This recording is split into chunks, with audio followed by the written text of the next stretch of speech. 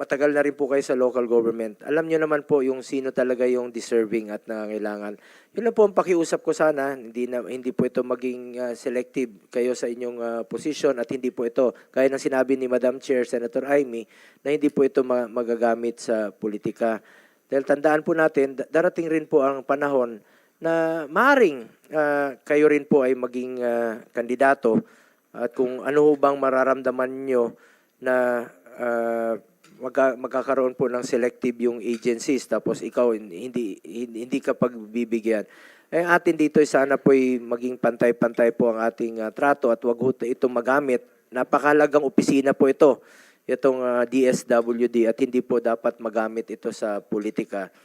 Dahil wag niyo pong pagsamantalahan ang kahinaan po ng mga kababayan nating mahihirap. Naghihirap na nga, magmamakaawa pa sila para matanggap nila yung ayuda mula sa gobyerno. Tandaan natin, hindi nyo po pera yan, hindi natin pera yan, pera po ng taong bayan yan at dapat po ibalik sa kanila.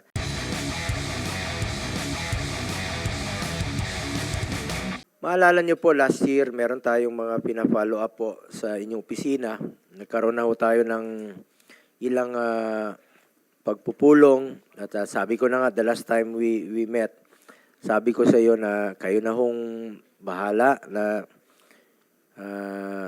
alam niyo na nagmamakaawa na ako sa inyo na mabalikan po itong mga mahirap nating kababayan, mga nasalanta ng bagyo no last year pa.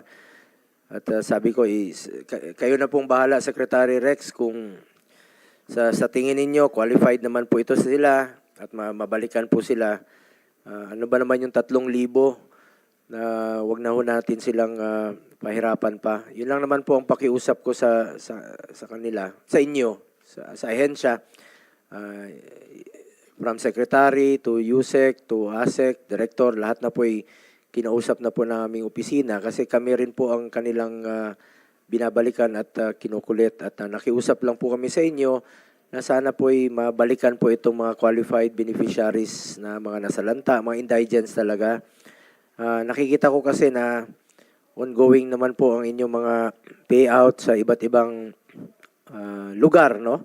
Iba't ibang rehiyon at iba't ibang rason na po ang nangyari. Sinasabi walang pera, wala pang cash, no? Hindi naman namin alam kung ano talaga yung totoong nangyayari, kung kulang talaga sa cash o ano ba, sino bang inyong priority sa pagbabayad po o pagpe-payout. Ako naman dito for the end time ay nakikiusap po para sa ating mga kababayang mahirap. Kung qualified naman po, ibalik po natin sa kanila yung pera nila. Pera po ng taong bayan. Kaya nga po tinawag na AIX, Assistance to in Crisis Situation. Ibig sabihin, naghihirap po ito. Hindi naman pipila yan ng napakahaba. Hindi po magpapainit at magpapaulan yan kung hindi naman po nila kailangan yung tulong. So, sobra-sobra naman po siguro ang pondo ng DSWD sa ngayon. Kahit na nasa Oktubre na ho tayo, andyan naman po yung mga iba't ibang programa ninyo. Pakiusap ko naman sa inyo noon pa na hindi po maging selective. Sabi ko nga, pera po ng taong bayan niya. Pakiusap ko lang po muli for the end time na ibalik po natin sa kanila, Mr. Secretary. Madam Chair, I assure the committee that wala hong selective. Dumadaan ho yan lahat sa lente ng social worker natin. Sa katunayan, yung mga referral na ho yun, ongoing ho tayo, patapos na nga ho. We've already appraised the Office of Senator Go. The only reason kaya ho natatagal yan minsan kasi nagdi-duplicate ho tayo, yung mga pangalan ho, minsan nakatanggap na. Kasi hindi naman ho ibig sabihin na pagka nandun sila sa listahan, kaagad qualified, tinitignan ho na buti ng ating mga social worker ho yan. Basta ang assurance ho natin, tatapusin ho to sa madaling panahon. We've already settled a lot of them. Binalik lang ho namin yung ibang listahan sa mga LGU na nag-refer kasi may mga iba doon na payout na namin, yung mga individual at meron tayong lockout period. So sinisigurado lang natin na oo, tutulungan ho natin pero sisiguraduhin rin ho natin na sumusunod tayo sa alituntunin ng departamento pagdating sa mga deduplication para hindi na dodoble. Kaya sabi ko, nasa inyo na po ang validation. Sana hindi umabot ng isang taon ang pagbabalidate po dito sa mga listahan. More than 1 year na po. 2023 budget hearing po yun para sa 2024. Nalala ko, dito rin po sa Senado. Dumating na tayo sa plenaryo. Ngayon po, nandito na tayo sa budget hearing ng 2025 budget. Baka kukulangin pa yung pamasahe nila sa follow up po sa inyong mga opisina. At Secretary Rex, narinig niyo ba yung nangyari sa Zamboanga? Nabasa ko lang po sa Facebook, no? Video showing isang congressman na lumuhod po begging sa regional director ng DSWD sa Region 9 na matuloy po ang kanyang payout. Isang kongresista rin po ito. Nandito yata siya. Nandito ba siya? Ayun, sabi niya, ipaparating raw niya sa komite ang kanyang reklamo, no? So gusto lang nating malaman kung anong totoong nangyari dito, kung hindi mo ba naging selective ang pagpili ng mga beneficiaries. O kailangan pa bang magmakaawa si Congressman Olaso para mabayaran po ang payout, scheduled payout.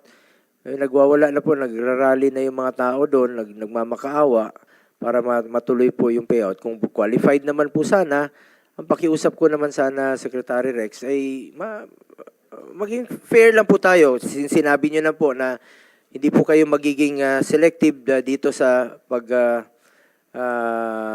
pag-identify ng beneficiaries. Bakit po na hindi natuloy po ito at na-hold nga, ika nga. I am sure hindi lang po ito nangyayari sa Zamboanga. Mas marami pa pong lugar na nangyayari rin po ito na hindi natutuloy yung payout.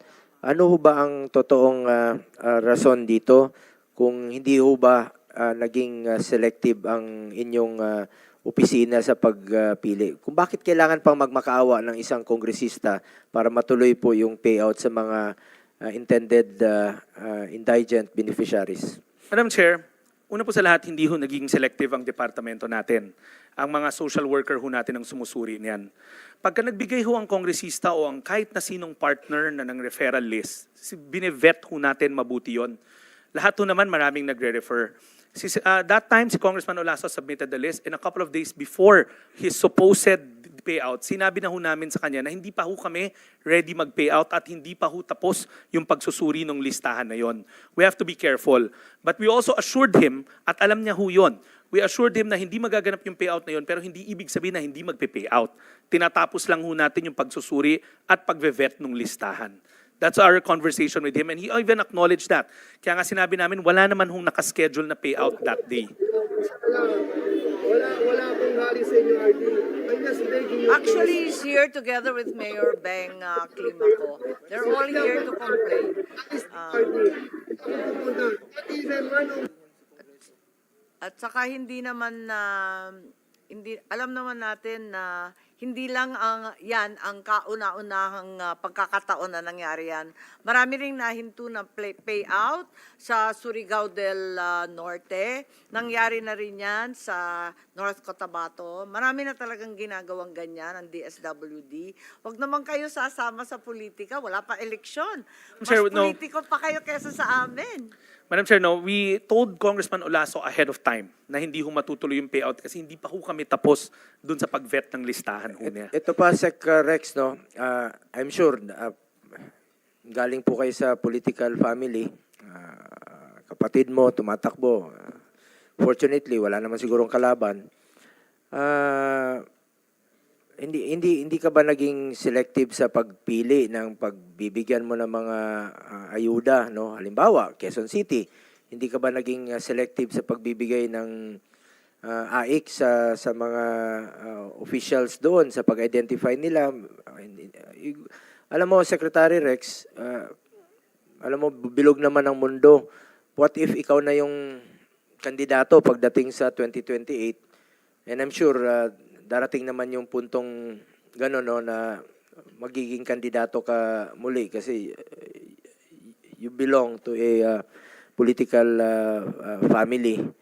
At alam nyo naman nung panahon ni dating Pangulong Duterte, ang Valenzuela ay kung anong mga pangangailangan doon sa inyong ospital, sa inyong dalawang ospital, sa mga indigents doon, when you were still the mayor, nagkapalitan na lang kayo ng iyong kapatid, ay binibigay talaga what is due, especially doon sa mga indigents. Yung talagang mga kababayan nating mahihirap po. matagal na rin po kayo sa local government. Alam nyo naman po yung sino talaga yung deserving at nangangailangan. Yun lang po ang pakiusap ko sana. Hindi po ito maging selective kayo sa inyong position at hindi po ito, gaya ng sinabi ni Madam Chair, Senator Amy, na hindi po ito magagamit sa politika. Dahil tandaan po natin, darating rin po ang panahon na maaring kayo rin po ay maging kandidato at kung ano ho bang mararamdaman nyo na magkakaroon po ng selective yung agencies tapos ikaw hindi ka pagbibigyan. Eh atin dito sana po ay maging pantay-pantay po ang ating trato at wag ho ito magamit. Napakahalagang opisina po ito, itong DSWD at hindi po dapat magamit ito sa politika.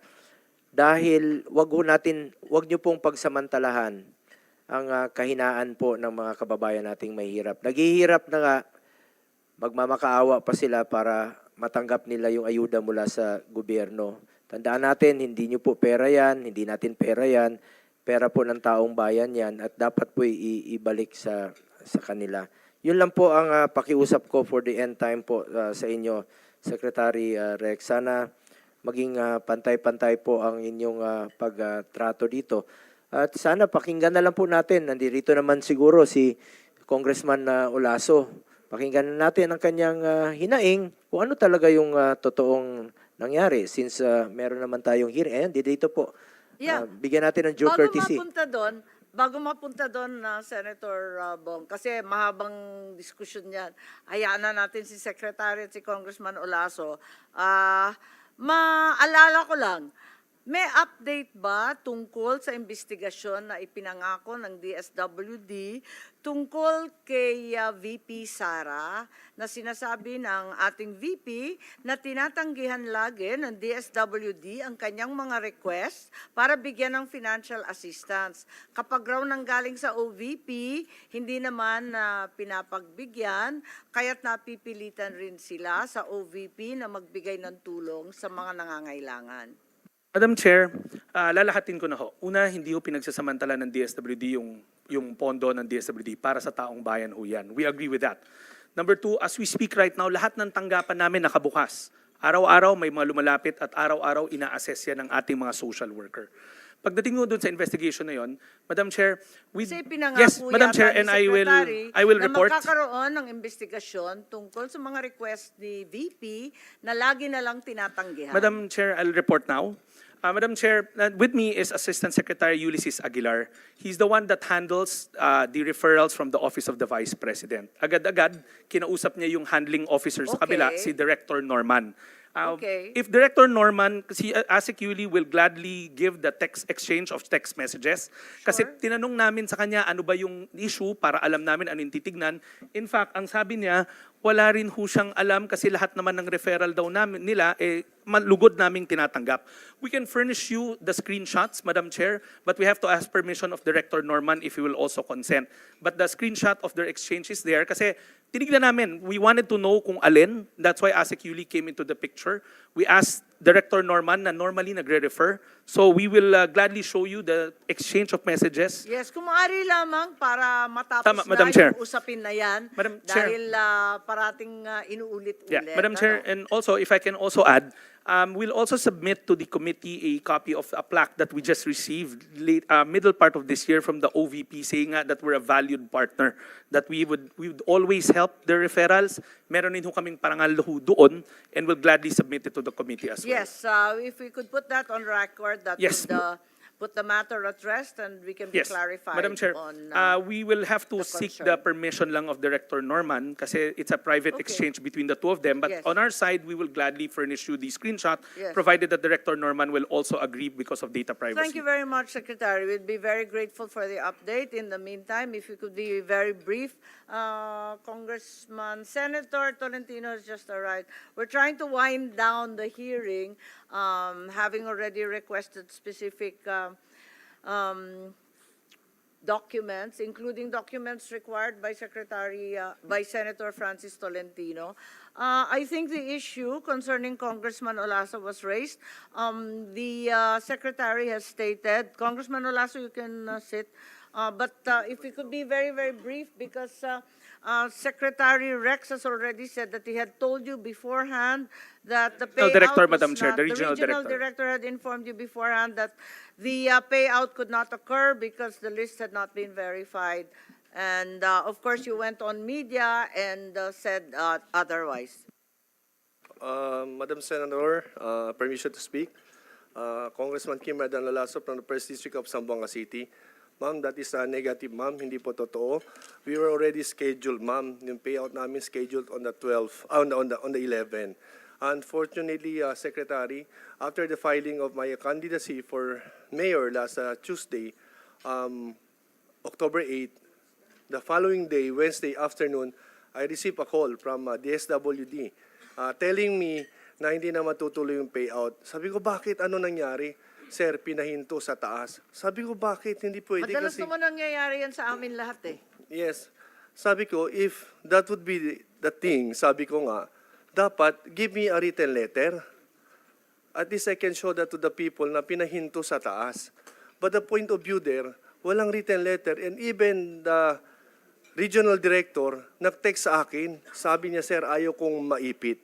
So sabi ko, I cannot stop the payout not unless you'll give me a written letter. Wala pong galing black and white from the SWD. That's my basically point of view. And until now, I met the regional director last Friday. Sinabi ko, ano nangyari? Sabi niya, wala talaga. Sabi ko, please come here, nandito sa payout. Pumunta kayo dito. Wala naman pumunta. So pumunta yung staff niya, pero hindi pumunta si RD. But pumunta doon, sinabi lang sa amin, stop yung payout. Ganun lang. But then after that, Madam Chair, sabi ko, I have to go and clarify with the regional director, ano ba talaga? At least he has to explain it to the people of Zamboanga City. Hindi pa pwede na lang na stop yung payout, walang dahilan. But basically, let us not duck things into, nung nag-file lang ako, kinancel lahat ng pondo ko. Sabi ko, wag naman sana daw ganun kasi itong pera na to binibigay sa mga Pilipino, hindi to pera ng mga magulang nila. Pera to ng taong bayan. This is taxpayers' money. So I really stand for it. And that's my thing. Hindi pa pwede iwanan natin yung taong bayan ng ganun. Because that is the program of our beloved President Bongbong Marcos and our Speaker of the House, Martin Romualdez, na dapat lahat ng naiiwan matutulungan dito sa bagong Pilipinas. Pero sa ganitong nangyari, hindi po tayo masaya, Secretary. And that's not true na sinabi nyo kanina na you informed me earlier na hindi ready yung payouts. Nandito na, sir, ready na. We posted on Facebook. That is already 3 weeks ago. We posted it. Ready na. More than 12,000 payouts, pinakancel lahat. Bakit po ginaganon ako?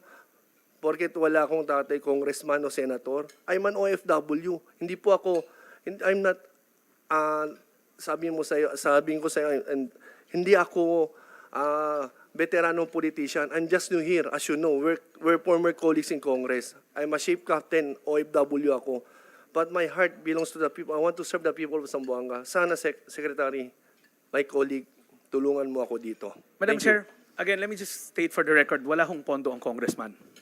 Yung sinabing pondo ko, wala hong pondo ang congressman. These are department disbursed funds. As we speak right now, lahat ng opisina namin, anybody that walks into our office, pinoprocess ho yan. Now, that list, that referral list that's given to us, I'll get it from Congressman Olaso right now. We'll look into it again. I'll talk to the regional director na kausap niya, who happens to be a career social worker. Nandiyan na ho siya, matagal na. Give me the list, I'll talk to the regional director, then if he says that the list is clean and it's ready for to be paid out, kasi talagang kailangan, then we'll pay it out. Bakit po? Secretary, ang problema dyan, yan din ang sabi ninyo last year. Kaya si Senator Bongo nagdududa na rin eh. Madam Chair, in the last hearing, I told the good senator, I think there's a miscommunication between his office and our office. The original list that they gave Madam us, Chair. which we can give back, is a list of LGUs, not end beneficiaries. Binalik ho namin yun at sinabi namin, hindi ho itong mga beneficiaries, kundi mga local government units ho to.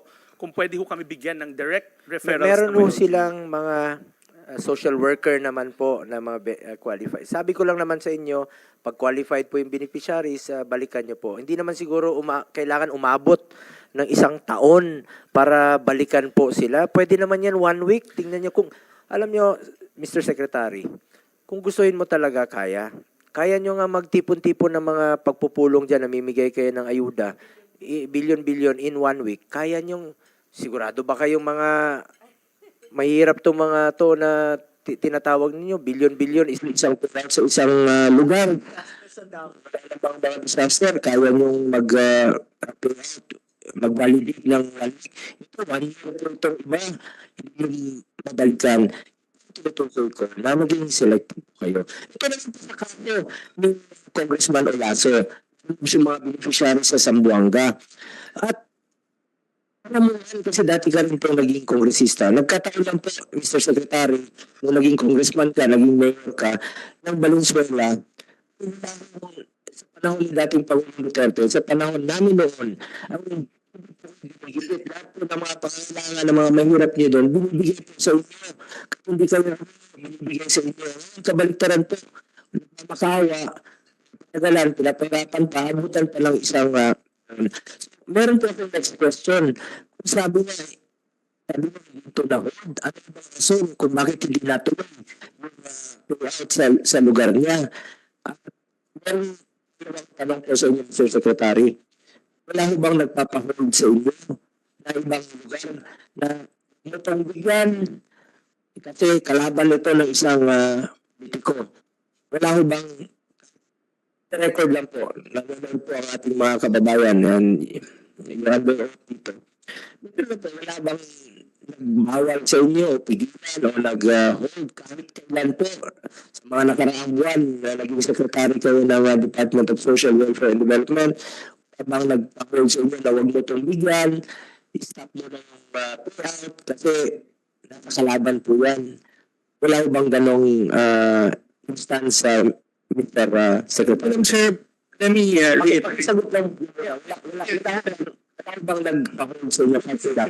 Department, yung sa AIXO, hindi ko ako ang pinipili sa mga department. Tanong ko na, Hindi tayo nagpapamawag sa mga pangalaman. ilang beses wala nagpa-hold sa inyo kahit kailan? Madam Chair, wala naman yung may pondo. Tapos ng Presidente, lahat tulungan. So wala akong Pag nangangailangan. bang instance o incidente na hold yung payout sa inyo dahil kalaban po ito at hindi ito kakampi? Madam Chair, basta nangangailangan, tinutulungan ko ng Naman sagot ng categorical. Kasi, Madam Chair, hindi ito po ibigay sa amin ang listahan ng isang stakeholder. Ito po, Mr. Secretary, alam din yung totoo. At tinatago niya yung katotohanan. Huwag na tayo mag-ikot-ikot dito. Galing rin po ako dyan sa Executive Department. Alam natin yung totoo. Huwag mo natin pagsamantalahan yung mga kababayan nating mahirap. Huwag mo natin pagsamantalahan. Huwag mo pagsamantalahan habang nandiyan kayo sa DSWD ang kailangan po ng mga kababayan nating mahirap. Pero po, ibalik mo po sa kanila. 2,000 pesos pagkakaigit pa sa kanila, pipila pa, magmamakaawa pa sa inyo para mabigay lang po. Yun naman talagang totoo. Yun naman talagang totoo. Dito lang tayo sa totoo. Hindi tayo magkakamali. Pagkakot lang tayo sa katotohanan. Dito na. Nagkataon. Dito si Congressman Olaso. Naalala ko lang yung video. Buti na lang po. Gusto niya talagang isang video sa ating chairperson na si Senator Amy. Ang kanyang hinaing. Isa lang po ito sa mga nangyayari na pagsasamantalahan po yung ating mga kababayang mahirap. Yun lang po, please. Nakikiusap lang po ako for the end time sa inyo. Punta na po, parating na po ang eleksyon. Sana po hindi po ito magamit itong mga ayuda sa politika. Kawawa naman po ang Pilipino. Sana po hindi tayo maging ayuda nation na umaasa na lang po sa ayuda para manalo po isang politiko. Sana naman po pipiliin natin sa halalan yung talagang nagsiservisyo at totoong nagmamahal at tumamalasakit sa ating kapwa Pilipino. Huwag po sana magamit ito na yan po ang mangyayari. Definitely sa susunod na buwan, ganun po ang mangyayari. Napapagsamantalahan po dahil meron may pabor at meron pong hindi nabibigyan po ng pabor. Bakit? Na-hold yung pera, dyan na yung tao. Naman dyan yung video. Si Congressman Olaso na po ang nagpakita ng video. Again, as may assurance, I'll talk to the regional director na kausap ni Congressman Olaso to thresh out the matter. Thank you. Thank you very much. As I said earlier, this isn't the first time there have been complaints from many officers, including the OVP. Kinakailangan talaga panagutan ng DSWD kung bakit nangyayari paulit-ulit itong mga pagkakataon na ginagamit kayo na mas politiko pa kayo kesa sa politiko. Wala namang ganyan. Ang mahirap ay nangangailangan ng tulong at yan ang mandato ninyo. Hindi ang mga politiko na nanakot, naguutos, nagsasabi sa inyo ng kung ano-ano.